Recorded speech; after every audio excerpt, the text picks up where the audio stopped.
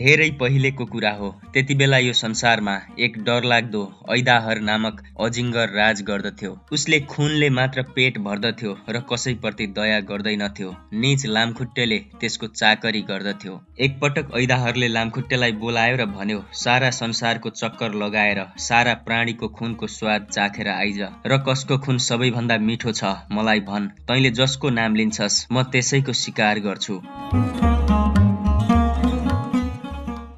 लामखुट्टे उड्दै सबै संसार डुलेर फर्कँदै थियो।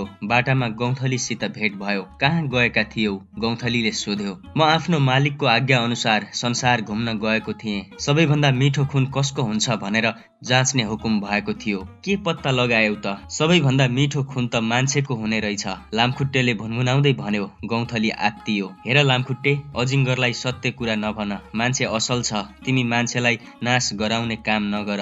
होइन म त भन्छु, म बिन्ती गर्छु, मेरो मित्र हो, तिमीले मान्छेलाई सखाप नपार।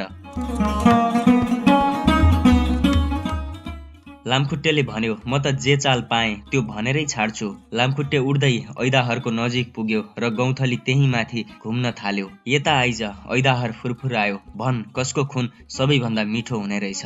मेरो मालिक, लामखुट्टे भुनभुनाउँदै भन्न थाल्यो। म हजुरलाई केही कुरा नलुकाएर सत्य सत्य भन्दछु। सबैभन्दा मिठो र स्वादिष्ट खुन त मा।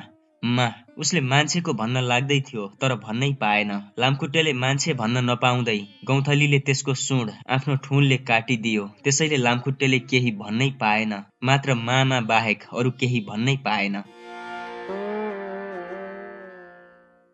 गौँथली लामखुट्टे छटपटाएको देखेर खुसीले उफ्रँदै थियो। मलाई थाहा छ ऐदाहर, तेरो सेवक के भन्न चाहन्छ। संसारमा सबैभन्दा मिठो रगत मालिकको हुन्छ, अजिङ्गरको हुन्छ। अजिङ्गर रिसाएर चुरचुर भयो। सही नसक्नु भएर गौँथलीलाई समात्न अजिङ्गर उफ्रेर आकाशमा फड्को मार्यो। तर गौँथली जस्तो फुर्तिलो चरा संसारमा कतै छैन। ऊ पनि छक्काएर अर्कोतिर उड्यो। ऐदाहरले मात्र पुच्छर भेटायो। गौँथली चिच्याउँदै खतरनाक मृत्युको मुखबाट आफ्नो ज्यान बचाएर भाग्यो। रिसको झोकमा धेरै माथिसम्म उफ्रेको अजिङ्गर ढुङ्गामा पछारिएर अधमरो भयो।